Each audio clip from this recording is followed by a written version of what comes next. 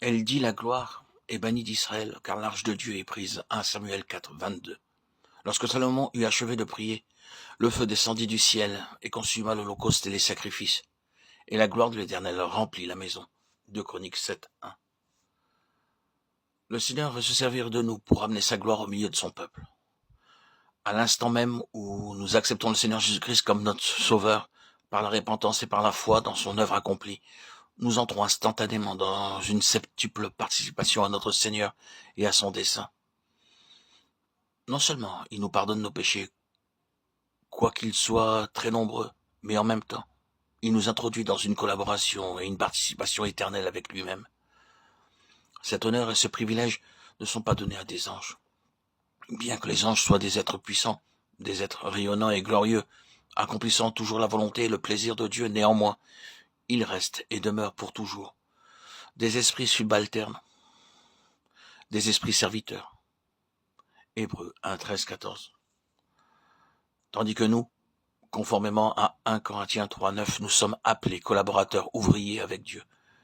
C'est en effet un grand mystère que nous, êtres humains, pleins de faiblesses, nous puissions être des collaborateurs, des ouvriers avec Dieu, associés à un dessein si grand et si élevé. Mais c'est par la foi que nous acceptons et recevons ce grand honneur d'être ses collaborateurs. Du temps d'Élie, le souverain sacrificateur, le péché avait pénétré de toutes parts dans la maison de Dieu. En ces jours-là, la parole de Dieu était devenue très rare et les visions étaient peu fréquentes. Très peu de gens connaissaient la voix de Dieu, les chemins de Dieu ou la parole de Dieu. Les fils du sacrificateur eux-mêmes pratiquaient des choses horribles et iniques. Ils usaient de violence pour s'approprier les choses qui étaient destinées à être présentées en sacrifice à Dieu. Pour cette même raison, l'arche de l'Alliance avait été prise et enlevée du milieu d'Israël, et la gloire s'en était allée. De nos jours, nous pouvons constater le même état de choses, les mêmes conditions prévalent en général dans le peuple de Dieu. Il y a une stérilité spirituelle, un infantilisme spirituel, une banqueroute spirituelle parmi le peuple de Dieu de nos jours, à cause du péché, de la souillure, de la rébellion et de la désobéissance. Maintenant, le Seigneur Jésus-Christ désire que nous soyons ses collaborateurs pour amener sa gloire au milieu de son peuple. En ce temps-là, Dieu se servit de 4 personnes pour amener sa gloire au milieu de son peuple. Anne, Samuel, David et Salomon. Ces 4 personnes représentent 4 vases, 4 instruments dont Dieu peut se servir efficacement pour amener sa gloire.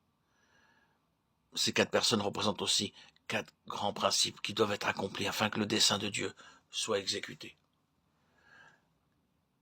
Par Anne, nous apprenons comment prier pour connaître la volonté de Dieu et pour satisfaire le besoin même de Dieu, étant, dans ce sens-là, ses collaborateurs.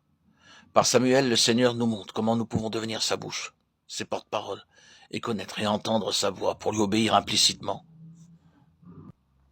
Par l'exemple de Samuel, nous apprenons aussi à ne pas être gouvernés par les circonstances extérieures, par les apparences, mais par les réalités intérieures.